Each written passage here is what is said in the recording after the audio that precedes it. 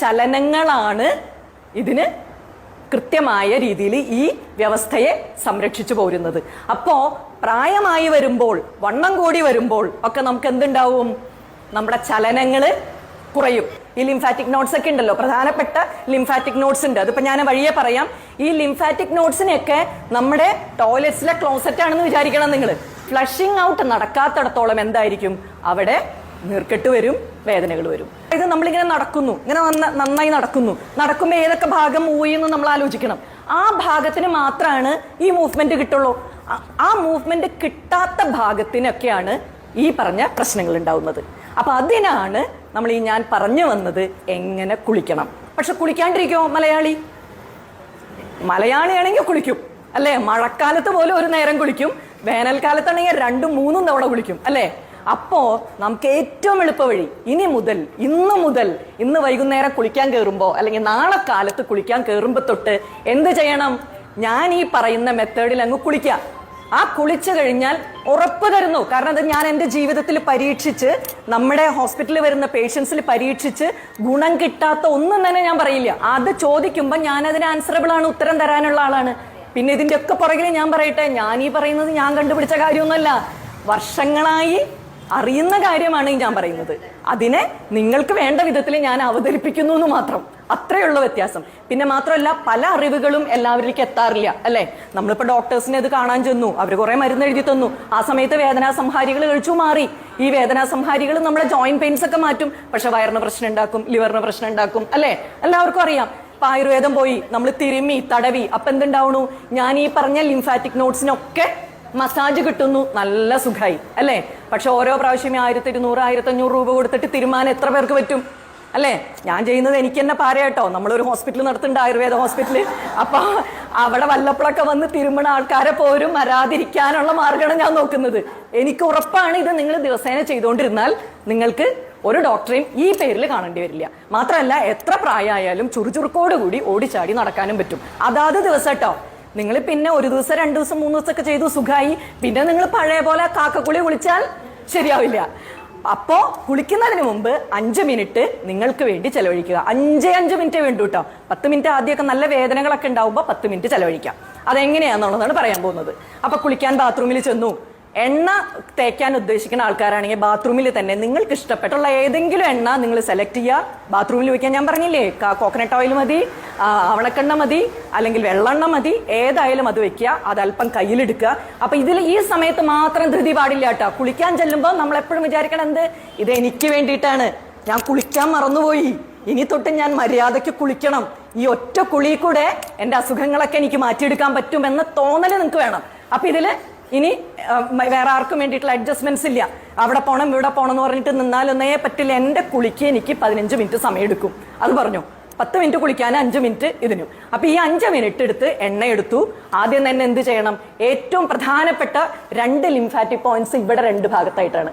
അതായത് കാതിന് തൊട്ട് താഴെ ഈ 2 ഭാഗത്താണ്. നമുക്ക് ടോൺസിലൈറ്റിസ് ഒക്കെ ഉണ്ടാവുമ്പോൾ വീർത്ത് വരുന്ന ഈ 2 ഭാഗം, കഴല വരുന്ന ഭാഗം എന്ന് പറയും. ഒടിയിൽ കഴല വന്നു, ഇവിടെ കഴല വന്നു എന്നൊക്കെ നമ്മൾ പറയില്ലേ? ഇവിടെ കഴല വരും, ഇവിടെ കഴല വരും, ഇവിടെ കഴല വരും. ഈ കഴലകൾ എന്ന് പറഞ്ഞാൽ അതാണ് ഇൻഫ്ലമേഷൻസ്. അതായത് അവിടെ നമ്മുടെ ശരീരം, നമ്മുടെ ലിംഫാറ്റിക് സർക്കുലേറ്ററി സിസ്റ്റം എന്ത് ചെയ്യുന്നു? നമ്മളുടെ എന്തോ ഒരു പുറത്തുനിന്ന് ഏതോ വൈറസോ ബാക്ടീരിയോ എന്തോ സംഗതി കയറിയിട്ടുണ്ട്, അതുമായിട്ട് യുദ്ധം ചെയ്തുകൊണ്ടിരിക്കുകയാണ്. അതുകൊണ്ടാണ് അവിടെ എന്ത് വരുന്നത്? കഴല അഥവാ ഇതുപോലത്തെ കട്ടി, ഇൻഫ്ലമേഷൻ എന്ത് പറഞ്ഞാലും ആ സംഭവം വരുന്നത്. ആ വരുന്ന ഈ 2 പോയിന്റ്സ് ആണ് ഇവിടെ നിന്ന് മുകളിലേക്ക്, തലയുടെ ഉള്ളിലേക്ക്, ബ്രെയിനിലേക്ക്, മുഖത്തേക്ക് ഒക്കെയുള്ള ഈ ലിംഫാറ്റിക് സർക്കുലേഷനെ നിയന്ത്രിക്കുന്ന ഒരു പ്രത്യേക നോഡാണ് ഈ 2 ഭാഗത്തും. അപ്പൊ മിക്കവാറും നമുക്കൊരു കാര്യം കാണാം, ഒരു പ്രായം അങ്ങ് കഴിയുമ്പോൾ ഈ 2 ഭാഗം അങ്ങ് വീർത്തു വരും, അല്ലെങ്കിൽ ഇവിടെ ഒരു ചിൻ പോലെ വരും, ഇവിടെ അങ്ങനെ തൂങ്ങി വരും. എല്ലാവരും പറയും എൻ്റെ കഴുത്തും ഈ ഭാഗമാണ് കൂടി വരുന്നത് അല്ലേ?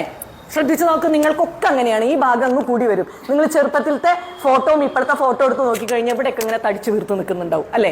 അതിന്റെ പ്രധാനപ്പെട്ട കാരണം വയസ്സായിട്ട് സ്കിന്ന് സാഗ് ചെയ്യുന്നതിന്റെ ഒപ്പം തന്നെ അതിനേക്കാൾ പ്രധാനമായിട്ടുള്ളത് ഈ സർക്കുലേഷൻ കറക്റ്റ് ചെയ്യുന്നില്ല. അപ്പൊ നമ്മൾ എണ്ണ എന്ത് ചെയ്തു? ആദ്യം അല്പം കയ്യിലെടുത്തു, ഈ 2 ഭാഗത്തേക്ക്, ആദ്യം ഒരു ഭാഗത്തേക്ക് ഇങ്ങനെ മസാജ് ചെയ്തു.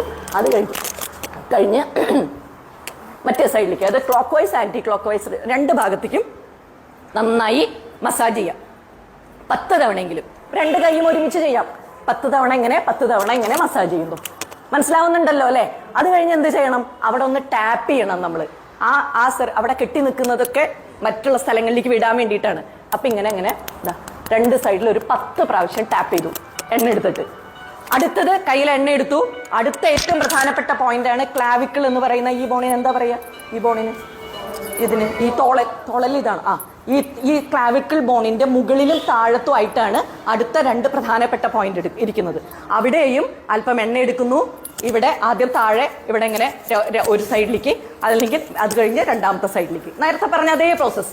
അത് കഴിഞ്ഞ് അവിടെ ടാപ്പ് ചെയ്യുന്നു. രണ്ടും ഒരുമിച്ച് ചെയ്യാം കേട്ടോ. ഇങ്ങനെ 2 ഭാഗവും ഇങ്ങനെ ഇങ്ങനെ ആക്കി 2 ഭാഗത്തും ടാപ്പ് ചെയ്യുന്നു. അതിന് മുകളിൽ ഈ കുഴിയില്ലേ, ഇവിടത്തെ ഈ കുഴി, ആ കുഴിയിലും അതുപോലെ മസാജ് ചെയ്യണു, ടാപ്പ് ചെയ്യുന്നു. അപ്പൊ എന്താണ്?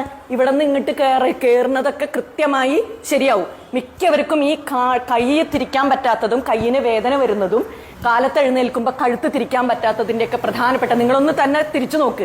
എത്ര പേർക്ക് ഇങ്ങനെ ബാക്കിലേക്ക് നോക്കാൻ പറ്റുന്നൊന്നും നോക്കി അറിയാം. ഇവിടെ എത്തുമ്പോൾ ടക്ക് സ്റ്റക്ക് അല്ലേ?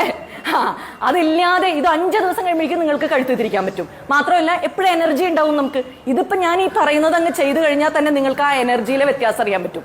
അപ്പൊ ഈ 2 പോയിന്റ് കഴിഞ്ഞു. അപ്പൊ പ്രധാനപ്പെട്ട 1, 2, 3, 4 അല്ല 4, 5 ഇങ്ങനെ 2ഉം ഒന്നായിട്ട് എടുക്കുക. അപ്പുറം ഒന്നായിട്ട് എടുത്തിട്ട് നമുക്ക് അപ്പൊ 1, 2, 3 പോയിന്റ്സ് കഴിഞ്ഞു. അടുത്ത ഏറ്റവും പ്രധാനപ്പെട്ട പോയിന്റ് ആണ് നമ്മുടെ കക്ഷം. എല്ലാവർക്കും കൈവേദനയാണ്, കൈ പൊക്കാൻ പറ്റില്ല, കൈയിന്റെ അവിടെ നീര് വരുന്നു അല്ലെ? പിന്നെ മാത്രമല്ല വണ്ണം കൂടുമ്പോ സ്ത്രീകൾക്ക് ശ്രദ്ധിച്ചോ, ബ്ലൗസ് പാകാവുന്നത്തെ ഒരു പ്രത്യേക ഭാഗം ഏതാ? ഈ ഭാഗമാണ് കൈയിന്റെ. അപ്പൊ ഇതെന്ത് ചെയ്യണം? 2 ഭാഗത്തും ഇതുപോലെ ഒന്ന് ക്ലോക്ക് വൈസ് പിന്നെ ആന്റി ക്ലോക്ക് വൈസ് കൈ ഇങ്ങനെ ഉയർത്തിപ്പിടിക്കുക, എണ്ണ കയ്യിലെടുക്കുക, ഇങ്ങനെ 10 പ്രാവശ്യം ഇങ്ങോട്ട്, 10 പ്രാവശ്യം മറ്റേ സൈഡിലേക്ക്, അങ്ങനെ 10 തവണ ഇവിടെ ടാപ്പ് ചെയ്യുക. നേരത്തെ പറഞ്ഞ പോലെ തന്നെ ടാപ്പ് ചെയ്യുക. 10 തവണ ഇങ്ങനെ ടാപ്പ് ചെയ്യുക. സെയിം ഇവിടെ. ഇത് ഞാൻ കാണിക്കണ്ടല്ലോ, ഇപ്പറ ഇതുപോലെ തന്നെ. അത് കഴിഞ്ഞ് അടുത്ത ഏറ്റവും പ്രധാനപ്പെട്ട പോയിന്റ് വരും. ഗ്ലാൻസ് ഈ വയറിന്റെ അവിടെ പരന്നിട്ടാണ് കിടക്കുന്നത് ഇവിടെ. അപ്പൊ എന്ത് ചെയ്യണം? ഒന്നുകിൽ ഇങ്ങനെ കണ്ടോ, ഇങ്ങനെ മസാജ് ചെയ്യണം, ഇങ്ങനെ, അല്ലെങ്കിൽ ഇങ്ങനെ മസാജ് ചെയ്യാം, നിങ്ങൾക്ക് ഇഷ്ടമുള്ള പോലെ. ഏതായാലും clockwise and anticlockwise ഇങ്ങനെ മസാജ് ചെയ്യണു. എന്ത് ചെയ്യണു? ടാപ്പ് ചെയ്യണു. 10 പ്രാവശ്യം ടാപ്പ് ചെയ്യണു. അത് കഴിഞ്ഞ് അടുത്ത ഏറ്റവും പ്രധാനപ്പെട്ട, അപ്പൊ വയറിൽ ഗ്യാസ്, ബ്ലോട്ടിങ്, ആ വയർ എപ്പോഴും ഒരു സുഖമില്ല, ഇങ്ങനെയൊക്കെ വിചാരിക്കുന്ന ആളുകൾ ഇത് ചെയ്തു തുടങ്ങിയാൽ ഒരാഴ്ച കഴിയുമ്പോഴേക്കും നിങ്ങൾക്ക് നല്ല റിലീഫ് കിട്ടി തുടങ്ങും. ഇനി അടുത്ത പോയിന്റ് ആണ് ഇവിടേക്ക് ഇങ്ങോട്ട് പോകുന്നത്. ഈ ഗ്രോയിൻസ് എന്ന് പറയുന്ന ഏരിയ ഉണ്ടല്ലോ, അതായത് നമ്മുടെ ഈ തൊടയിടുക്കിലേക്ക് പോകുന്ന ഈ 2 ഭാഗത്തായിട്ടാണ് പ്രധാനപ്പെട്ട പോയിന്റ്. അവിടെ നമ്മൾ ഇതുപോലെ മസാജ് ചെയ്യണു. Clockwise and anticlockwise tap ചെയ്യണു. ഇതൊരു രസമാവും. കുറച്ച് ദിവസം കഴിഞ്ഞ് കഴിഞ്ഞാൽ എണ്ണയൊക്കെ തേച്ച് ഇങ്ങനെയൊക്കെ ടാപ്പ് ചെയ്ത് ചെറിയ കുട്ടികളെ നമ്മൾ കുളിപ്പിക്കുമ്പോൾ അവർ കാണിക്കുന്ന ആക്ഷനൊക്കെ പോലെ നമുക്കും ചെയ്യാം. അത് കഴിഞ്ഞ് ഏറ്റവും മുട്ടുവേദനയുടെ കാര്യം പറഞ്ഞു. അടുത്തതാണ് ഏറ്റവും പ്രധാനം. മുട്ടുവേദനയ്ക്ക് മുട്ടിന്റെ മുകളിലിട്ട് തേക്കും നമ്മൾ അല്ലേ, പല ബാമൊക്കെ. പക്ഷെ അവിടെയല്ല വില്ലൻ.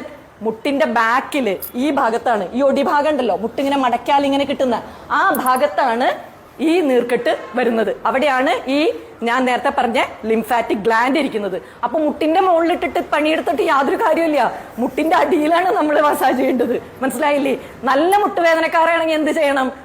ആദ്യത്തെ കുറച്ച് ദിവസങ്ങളിൽ ഇതിനെ പെട്ടെന്ന് റിലീഫ് കിട്ടാനുള്ള ഒരു മാർഗം, കുറച്ച് കല്ലുപ്പും കുറച്ച് മുരിങ്ങയുടെ ഇലയിട്ടിട്ട് ഒരു ചീനച്ചട്ടിയിലിട്ട് ഒന്ന് ചൂടാക്കിയിട്ട് ഏതെങ്കിലും ഒരു തോർത്തിലിട്ടിട്ട് മുട്ടിന്റെ മുകളിലല്ല, മുട്ടിന്റെ അടിഭാഗത്ത് ആ ചൂട് കൊടുക്കുക. അപ്പൊ മുരിങ്ങയിലേക്ക് അതിന്റെ ഗുണമുണ്ട്, അറിയാലോ.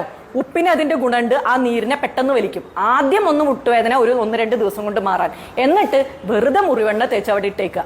1 മണിക്കൂർ കഴിഞ്ഞാൽ തുടച്ചു കളഞ്ഞു. ഇത് ചെയ്താൽ പെട്ടെന്ന് മുട്ടുവേദന മാറും, അപ്പോഴുള്ള മുട്ടുവേദന മാറും. പിന്നെ നമ്മൾ ഈ പറഞ്ഞ പണി ചെയ്യണം, ഈ മസാജിങ് ആൻഡ് ടാപ്പിംഗ്. അപ്പൊ ഈ പറഞ്ഞ പോലെ ഈ മുട്ടിന്റെ ഈ 2 ഭാഗത്തും ഇങ്ങനെ ആക്കിയാലും മതി കേട്ടോ. Clockwise anticlockwise വേണമെന്നില്ല. ഇതൊരു 20 തവണ ചെയ്യണം.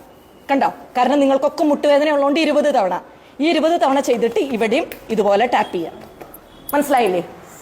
ഈ ഒരു പ്രധാനപ്പെട്ടതാണ് എളിവേദന. മിക്കവർക്കും ഈ എളി ഭാഗത്ത് ഭയങ്കര വേദനയാന്ന് പറയും അല്ലെ.